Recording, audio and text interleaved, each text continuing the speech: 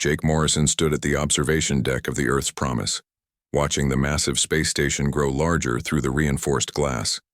The structure was enormous, easily 10 times bigger than any human-built station.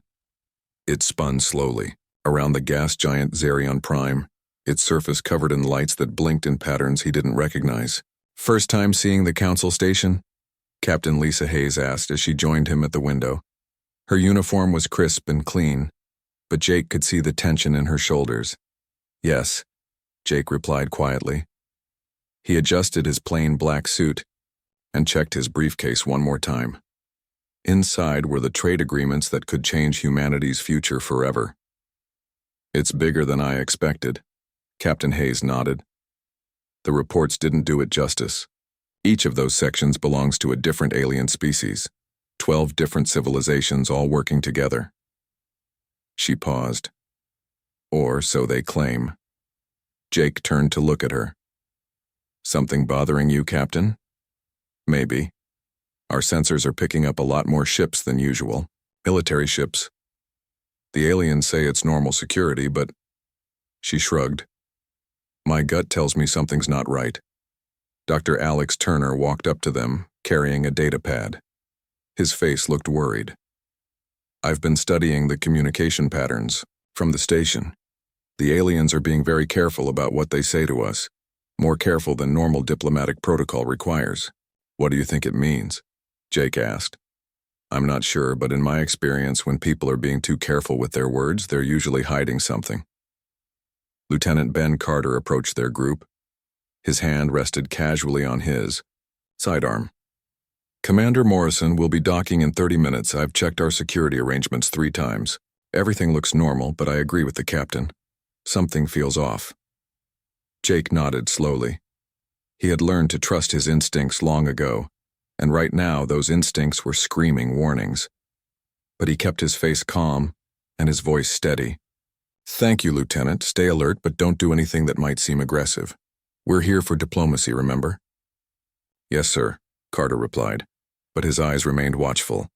The ship's communication system crackled to life. "Earth vessel, Earth's Promise. This is Xerion Control. You are cleared for docking at Bay 17. Follow the guidance beacons and maintain current speed." "Acknowledged, Xerion Control," Captain Hayes responded. She looked at Jake. "This is it, Commander. Ready to make history?" Jake picked up his briefcase and straightened his tie. To anyone watching, he looked like a typical human diplomat. Average height, brown hair, unremarkable features. His suit was well made but not expensive. His shoes were comfortable rather than stylish. Everything about him suggested a careful, cautious bureaucrat. "As ready as anyone can be," he said with a small smile. The docking process took another 20 minutes. Jake used the time to review his files one more time, though he had already memorized every detail. The Galactic Council consisted of 12 alien species, each with their own strengths and weaknesses. The Saurians were clever and cunning. The sea, hive minds worked together perfectly. The Gorkons were strong and aggressive. The other 9 species each had their own particular abilities.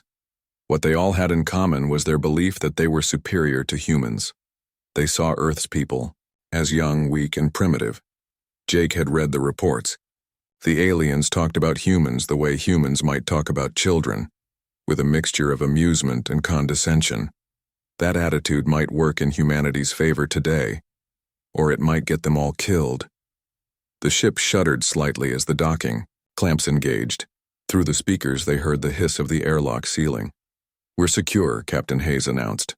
"The atmospheric readings show breathable air in the docking area. Temperature and pressure are within human normal ranges." Dr. Turner checked his instruments. No dangerous radiation or biological agents detected. "The air smells different, but not harmful." Jake stood up and smoothed his jacket. "How different?" "It's hard to describe. Like metal and electricity, with undertones of something organic. Each species probably adds their own scent to the air recycling system, but Jake's enhanced senses were already picking up other scents that Dr. Turner's instruments couldn't detect. Weapon lubricants. the ozone smell that came from recently fired energy weapons, the chemical signatures of various alien pheromones, including several that indicated stress or aggression. He kept this information to himself. "Gentlemen, lady," Jake said formally, "we represent all of humanity today. Whatever happens, we conduct ourselves with honor and dignity. We show strength, through calmness and wisdom through careful listening." "Understood, Commander," they replied in unison. The airlock door opened with a soft hiss. Beyond it lay a corridor lined with what appeared to be honor guards from several different species. Jake recognized saurian scales, Gorkan armor, and the metallic exoskeletons of the hive minds. Each guard carried weapons that looked both ceremonial and functional. Too many guards, Jake thought. Too many weapons. Too much tension in their postures, but he simply adjusted his briefcase and stepped forward with the measured pace of a career diplomat. "Welcome to Xerion Station," said the lead saurian guard. His English was heavily accented, but clear. "Hi, Chancellor Vextai awaits your presence in the Grand Council chamber." "Thank you," Jake replied politely. "We are honored to be here." As they walked through the corridors, Jake counted guard positions and noted weapon placements. His companions chatted nervously with their escorts, but Jake remained quiet, listening and observing. The station's architecture was impressive but intimidating.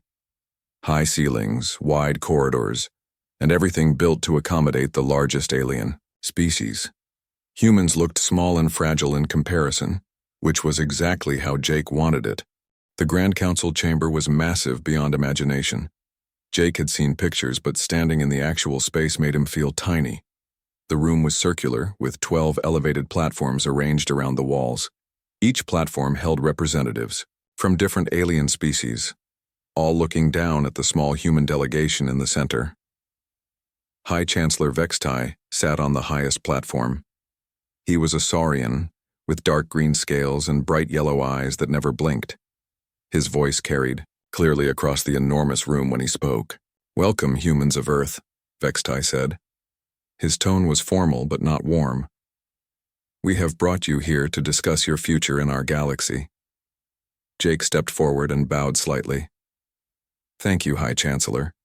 We are honored by this opportunity." He opened his briefcase and pulled out a data pad. "We have prepared trade agreements that we believe will benefit all parties." A sound like laughter came from one of the platforms. Jake looked up to see Ambassador Zorthak, representative of the hive mind species. His insect-like features made it hard to read his expression, but his body language suggested amusement. "Trade agreements?" Zorthak clicked in his strange voice. How delightfully naive. General Krex, a massive Gorkan with thick armor and visible weapons, leaned forward on his platform. "Humans think they can bargain with their betters. Amusing." Jake felt his teammates tense behind him, but he kept his voice calm. "I'm sorry, I don't understand. Are you not interested in mutual trade?" Vextai raised one clawed hand for silence. "Let me explain your situation more clearly, human. You call yourself Commander Morrison, yes? You represent a species that has barely learned to travel between stars. Your technology is primitive. Your military is weak. Your entire civilization exists because we have allowed it to exist." "I see," Jake said quietly. His enhanced hearing picked up the sound of movement in the corridors around the chamber. Boots on metal floors, weapons being readied. He counted at least 40 armed individuals surrounding the room. "We have a different proposal for humanity," Vextai continued. "Your species will serve the Galactic Council. You will provide labor, resources, and obedience. In return, we will protect you from the dangers of the galaxy." Dr. Turner stepped forward. "You're talking about slavery." Several alien representatives made sounds that might have been laughter. General Krex showed his teeth in what was definitely not a smile. "Such an ugly word," Vextai replied. "We prefer to think of it as guided development. Humans are children playing with forces they don't understand. We are offering to be your parents, your teachers, your protectors." Jake's enhanced senses detected the subtle changes in air pressure that meant the chamber's exits were being sealed. The metallic scent of charged energy weapons grew stronger. Through the walls, He could hear the distinctive hum of the Earth's Promise engines shutting down. Captain Hayes and her crew were being taken prisoner at this very moment. "That's a very generous offer," Jake said, his voice still calm and diplomatic. "But I'm afraid we must respectfully decline." The chamber fell silent. Even the alien representatives, who had been making noise, stopped. Vextai's yellow eyes fixed on Jake with predatory intensity. "I don't think you understand," the High Chancellor said slowly. "This was not a request. This was an announcement. Your species will serve or your species will be eliminated. There is no third option." Jake nodded thoughtfully. "I see. And if I refuse to sign any agreement to that effect? Then you will die here as an example to your people," General Krex growled. "Your ship will be destroyed. Your planet will receive a message explaining that their diplomat was killed because he was too proud to accept reality." Jake looked around the chamber, taking in the positions of all the alien representatives.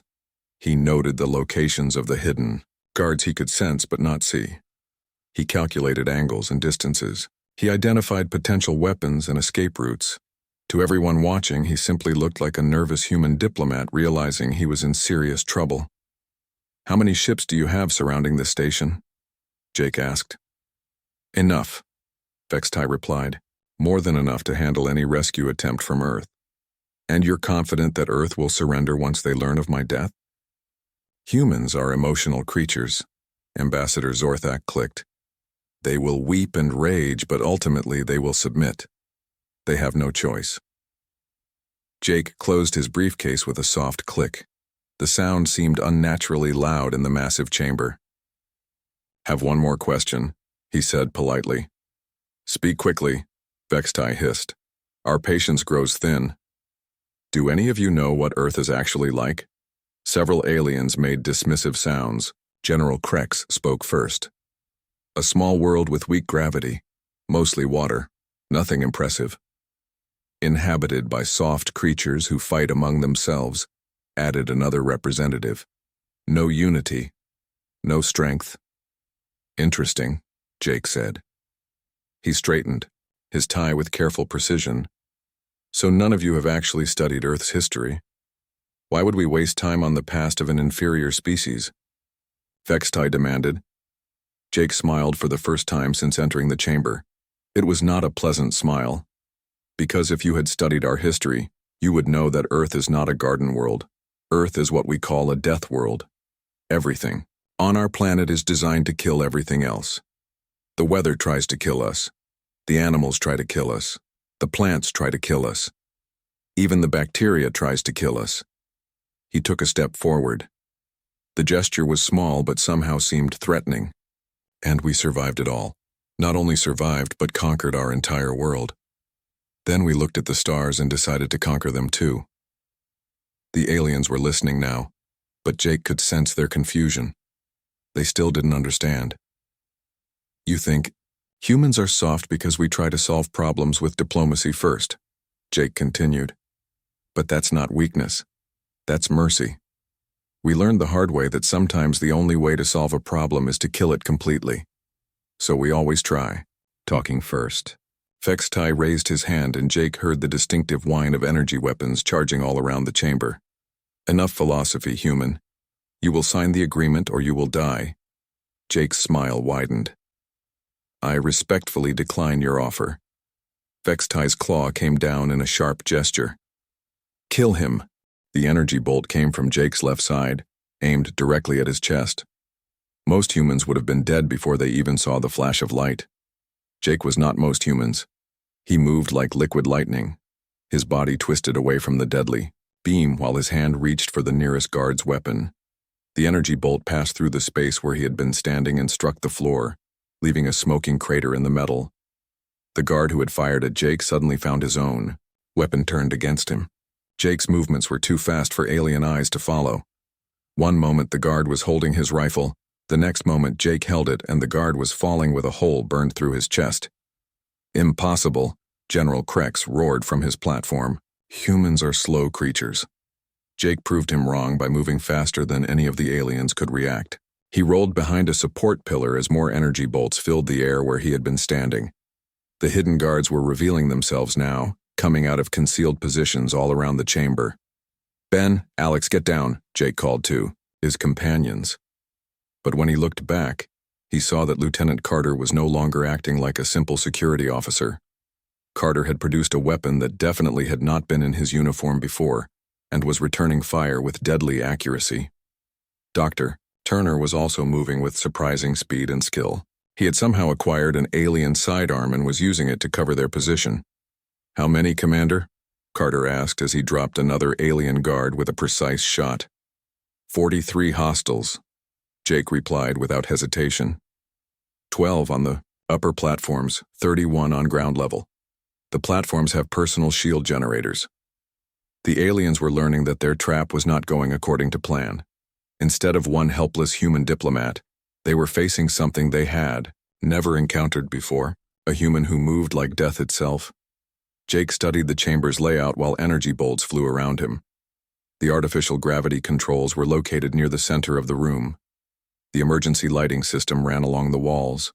The air recirculation vents were positioned at regular intervals. "Alex, can you access the environmental controls?" Jake asked. "Give me 30 seconds, Turner replied. He was already moving toward a control panel, using his alien weapon to clear a path. Jake provided cover by systematically eliminating guards with their own weapons. Each shot was perfectly placed. Each movement was calculated for maximum efficiency. The aliens were beginning to realize that they were not fighting a normal human. "What are you?" Vextai screamed from his elevated platform. Jake looked up at the High Chancellor while calmly reloading his captured weapon. "I'm what happens when a death world produces something designed to survive." Turner reached the control panel and began working. "Got it, Commander." The chamber's gravity suddenly shifted. Instead of pulling everything toward the floor, it began pulling everything toward the walls. Guards who had been hiding behind cover found themselves tumbling through the air. Weapons scattered in all directions. Jake had been ready for the change. He used the altered gravity to launch himself across the chamber like a missile. He landed on one of the lower platforms and began working his way up toward the alien representatives. "Shields, up," General Krex commanded. Blue energy barriers appeared around each platform. Jake smiled. He pulled something from inside his suit jacket. To the aliens, it looked like a simple pen. When Jake pressed a button on its side, it extended into a device they didn't recognize. "Sonic disruptor," Jake explained conversationally as he aimed it at Krex's shield. "Human invention. We developed it for mining operations, but it works well on energy barriers too." The device made a high-pitched whine. Krex's shield flickered and died. Jake was on the platform before the Gorkan general could react. The fight was brief and brutal. Krex was strong and heavily armored, but Jake was faster and knew exactly where to hit. The general fell with a surprised expression on his face. "One down," Jake said. He looked around at the remaining platforms. 11 to go. The other alien representatives were trying to call for help, but Turner had already disabled their communication systems. Ambassador Zorthak was attempting to coordinate the remaining guards through some kind of hive mind connection. Jake ended that by putting an energy bolt through Zorthak's primary neural cluster, the remaining hive mind guards immediately became confused and uncoordinated. "Commander," Carter called out, "we've got reinforcements coming. I can hear them in the corridors."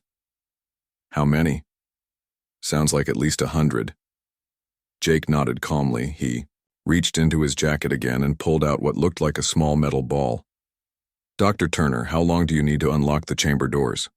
2 minutes. You've got it." Jake threw the metal ball toward the main entrance. It stuck to the door and began beeping softly. High Chancellor Vextai was still alive on his platform, but his yellow eyes were wide with something that might have been fear. "What are you?" he demanded again. Jake looked up at him while casually adjusting his tie. His suit was torn in several places and stained with alien blood, but his expression remained calm and professional. "I'm Commander Jake Morrison, Earth Diplomatic Corps," he said politely. "But my friends used to call me Silent Storm." "Silent Storm," Vextai repeated. "I've heard that name." "Good.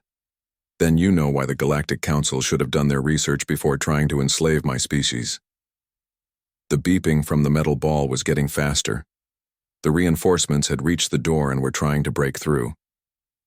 20 seconds, Jake announced. He turned to his companions. Gentlemen, I suggest you cover your ears. The explosion was not particularly large, but it was precisely calculated. Instead of destroying the door, it destroyed the locking mechanism and sent a shockwave through the corridor beyond. The sound of armored bodies hitting walls could be heard even through the thick metal. When the smoke cleared, Jake walked calmly to the entrance. The corridor was full of unconscious alien guards. Sonic charges, he explained to his surprised teammates. Another human mining tool with interesting applications. He turned back to face the surviving alien representatives on their platforms. Most of them were staring at him with expressions of shock and fear. Now then, Jake said, straightening his jacket. I believe High Chancellor Vextai mentioned something about renegotiating our arrangement. His voice was still calm and diplomatic, but now the aliens could hear the steel underneath. They were no longer looking at a harmless human bureaucrat. They were looking at something that had been designed by evolution to survive on the most dangerous planet in the galaxy. And they were finally beginning to understand what that meant. Jake stepped over the unconscious alien guards and walked into the corridor. His enhanced hearing told him the station was in chaos. Alarms were blaring. Emergency lights were flashing. Alien voices were shouting in languages from across the galaxy. Commander, Lieutenant Carter said, following behind him. What's our next move? Jake pulled a small device from his jacket and pressed several buttons. First, we contact our backup. He spoke into the device. Earth's Promise, this is Silent Storm. Status report. Captain Hayes' voice came through clearly. We're fine, Commander. The aliens tried to board us, but we were ready. Dr. Park's new shield technology worked perfectly. They couldn't even get through our hull. Excellent. And the fleet? Standing by at the coordinates you specified. Admiral Cooper is waiting for your signal. Jake smiled. Tell the Admiral that the Galactic Council has shown their true intentions. Full authorization granted.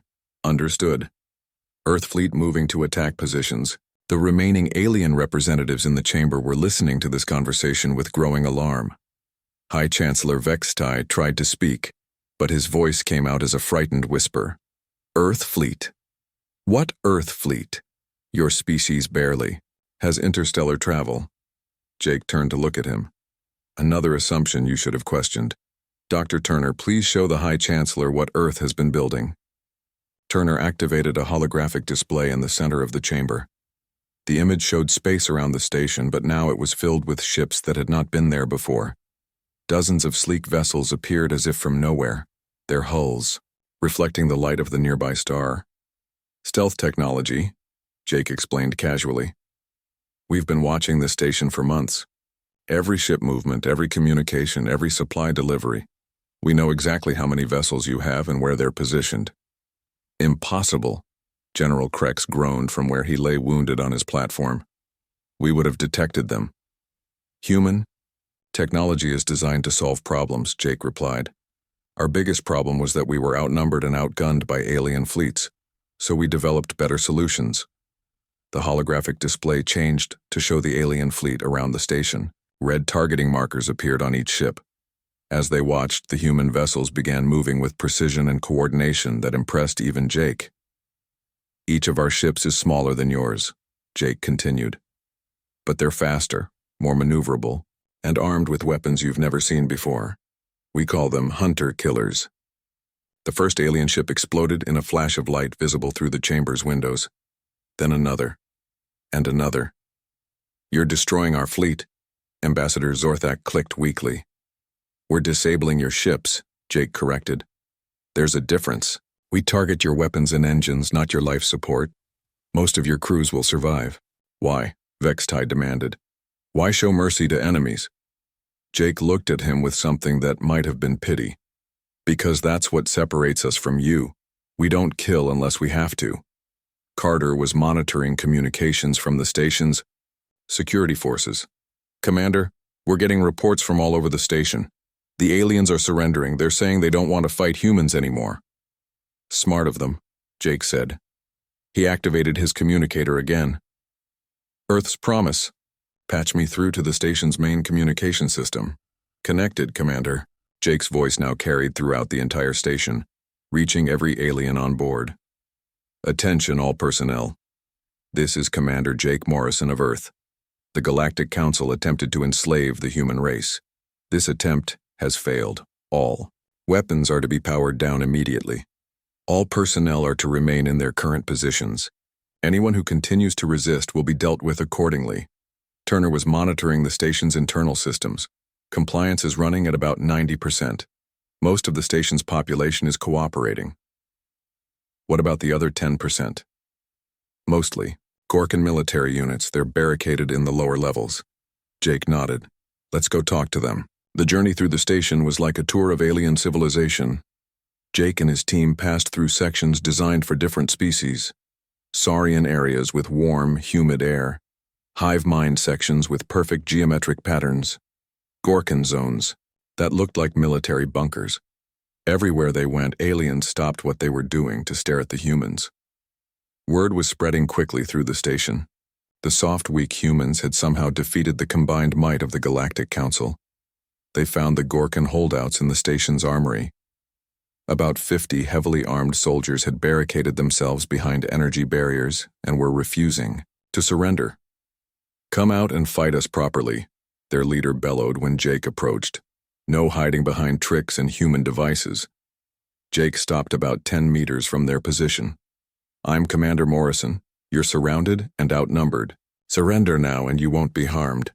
We are Gorkan warriors, the leader roared. We do not surrender to inferior species. I see. Jake looked around at the armory. The walls were lined with weapons from across the galaxy. Energy rifles, plasma cannons, sonic disruptors, and things he didn't recognize. Lieutenant Carter, how many? 52 hostiles. They've got enough firepower to level half the station. Jake nodded thoughtfully. Dr. Turner, what's the atmospheric composition in this section? Turner checked his instruments. Standard mix, but with higher oxygen content. The Gorkans prefer it that way. Perfect. Jake reached into his jacket and pulled out another small device. This one looked like a simple metal cylinder. What's that? The Gorkan leader demanded. Emergency fire suppression system, Jake replied. Human design. It removes oxygen from the air and replaces it with inert gas. Very effective against fires. He pressed a button on the cylinder and tossed it toward the Gorkan position. It landed behind their barrier and began hissing softly. You're trying to suffocate us, the leader accused. No, Jake said calmly. I'm giving you about 30 seconds to surrender before you pass out from oxygen deprivation. Your choice. The Gorkans tried to shoot the cylinder, but their energy, weapons couldn't penetrate its shielding. The hissing sound continued and the air in their section began to change. 20 seconds later, the first Gorkan warrior collapsed. 10 seconds after that, the rest followed. Unconscious, not dead, Jake confirmed after checking the readings on his device. They'll wake up in an hour with mild headaches. Carter was looking at him with new respect. Commander, how many of those devices do you carry? Enough, Jake replied. Human engineers are very creative when it comes to non-lethal solutions. They secured the unconscious Gorkans and continued their sweep of the station. By the time they finished, every resistance pocket had been neutralized. The entire station was under human control. Jake stood in the station's command center, looking out at the disabled alien fleet. His communicator crackled with reports from the human ships. All enemy vessels secured, Commander. No casualties on either side. Excellent work, Admiral. Begin rescue operations for any damaged ships. Already in progress, sir. The aliens seem surprised that we're helping them. Jake smiled. They're learning that humans are full of surprises. He turned to face the alien officials who had been brought to the command center. High Chancellor Vextai, General Krex, and the other surviving council members stood under guard, their expressions ranging from shock to fear to something that might have been respect. Now then, Jake said, straightening his tie once more. Shall we discuss new terms for human membership in the Galactic Council? High Chancellor Vextai stared at Jake with his unblinking yellow eyes. The proud Saurian leader looked smaller now, standing under guard in what had been his own command center just hours before. You want us to make you equals in the council, Vextai said slowly. After what you've done here today. Jake nodded calmly. That was always what we wanted. We came here for diplomatic relations between equals. You chose to try enslavement instead. And if we refuse these new terms? Jake gestured toward the windows where the disabled alien fleet floated helplessly in space. Human ships moved between them like shepherds tending a flock, providing assistance to damaged vessels. Then you can explain to your people why their fleets were destroyed because their leaders were too proud to treat humans with respect. General Krex, his arm in a medical sling, stepped forward. You defeated us completely. Why offer negotiations at all? Why not simply take control of everything? Jake looked at the wounded Gorkin with something like sympathy. Because that's not who we are. Humans don't want to rule the galaxy. We want to be part of it. Dr. Turner was working at a computer terminal nearby.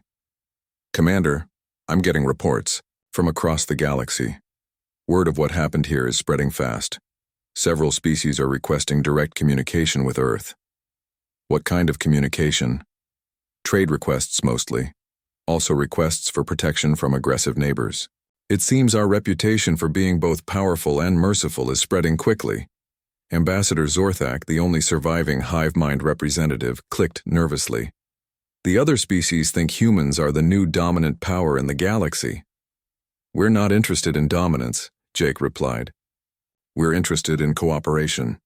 Lieutenant Carter approached the group. Commander, we've completed our sweep of the station. We found something you should see. What is it? Prison cells, filled with representatives from species that aren't part of the Council. Looks like the Council has been capturing and holding diplomats from smaller civilizations. Jake's expression hardened. How many? About 200 individuals from 30 different species. Some have been here for years. Jake turned to face Vextai. Explain. The High Chancellor's scales rippled with what might have been embarrassment. They were guests. Their species were being considered for Council membership. In prison cells? They were being educated about proper galactic civilization. Jake was quiet for a long moment. When he spoke again, his voice was very soft and very dangerous. You were holding them hostage to control their homeworlds. It was a standard diplomatic practice. Not anymore. Jake activated his communicator. Admiral Cooper, we have a new priority. There are political prisoners on this station who need to be freed and returned to their homes immediately. Understood, Commander. We'll begin transport operations within the hour. Jake looked around at the assembled alien leaders. Here are the new terms. The Galactic Council will be reformed as an organization of truly equal members. All species, large and small, will have an equal voice in Council decisions. The practice of holding hostages will end immediately. Any species that wishes to leave the Council may do so without penalty. Impossible, Vextai hissed. The smaller species are too primitive to understand galactic politics. The same thing you said about humans, Jake reminded him. How did that work out for you? General Krex was studying Jake with professional interest. What happens to those of us who refuse these terms? Nothing violent, Jake assured him. But Earth will share the recordings of this meeting with every species in the galaxy. They'll know that you tried to enslave an entire civilization and that you were holding diplomatic prisoners. I imagine your own people will have questions about your leadership. The alien leaders exchanged glances. They were beginning to understand that Jake had outmaneuvered them completely. Violence they could have responded to with violence. But this was something else entirely. You're destroying everything we built, Vextai said bitterly. We're fixing everything you broke, Jake corrected. The galaxy should be a place where different species work together, not where the strong prey on the weak. Dr. Turner looked up from his computer. Commander, I'm getting a priority message from Earth. President Williams wants to speak with you. Jake accepted the communication. President Williams's face appeared on the main screen, visible to everyone in the command center. Commander Morrison, excellent work. The entire planet is proud of what you've accomplished today. Thank you, Madam President. The mission parameters have changed somewhat, so I've heard. You have full authority to negotiate whatever agreements you think are best for humanity and our new allies. Jake looked at the freed prisoners who were now being brought into the command center. Beings from dozens of different species, all looking around in amazement at their human rescuers. I'd like to propose something more than just reforming the council, Jake said. I'd like to create something entirely new. A galactic alliance based on mutual cooperation instead of domination. President Williams smiled. Sounds like something humans would support. You have our backing, Commander. The communication ended, and Jake turned back to the alien leaders. So, are you going to be part of the solution? Or are you going to explain to your people why you chose pride over peace? One by one, the alien representatives agreed to the new terms. Even General Krex, who clearly hated the entire situation, recognized that they had no other choice. Over the next several hours, Jake worked with representatives from all the freed species to establish the framework for the new alliance. Humans provided military protection, advanced technology, and diplomatic expertise. In return, the other species offered their own unique capabilities and knowledge. As Jake prepared to return to the Earth's promise, High Chancellor Vexitai approached him privately. I have one question, the Saurian said. How long has Earth been preparing for this confrontation? Jake adjusted his tie and picked up his briefcase. Since the day we received your first communication. We learned a long time ago that when someone makes first contact with a smile and a weapon, you should pay attention to the weapon. And if we had offered true partnership from the beginning, then today would have been a very different kind of meeting. We would have been honored to work with you as equals. Vexitai nodded slowly. Perhaps we still can. Jake smiled, and this time it was genuinely warm. I'd like that. Earth has always believed that the galaxy is big enough for everyone. As Jake walked back toward his ship, the freed prisoners lined the corridors to thank him. Representatives from dozens of species, all grateful to the humans who had given them back their freedom. Lieutenant Carter fell into step beside him. So what happens now, Commander? Now we go home and tell Earth that we're no longer alone in the galaxy. We have friends, allies, and a future among the stars. And the aliens who tried to enslave us? Jake looked back at the station, where human and alien crews were working together to repair the damage from the battle. They're learning that humans keep their promises. We said we'd treat them with respect if they did the same for us. Now, we'll see if they're willing to try. As the Earth's promise undocked from the station, Jake stood once more at the observation deck. But this time, he wasn't looking at a potential threat. He was looking at the beginning of something new, a galaxy where humans and aliens could work together as equals. Behind him, the galaxy's newest alliance was taking its first steps toward a future that none of them had imagined just one day before. Jake Morrison, diplomat and warrior, straightened, his tie one final time, and smiled. Earth's children were finally ready to take their place among the stars.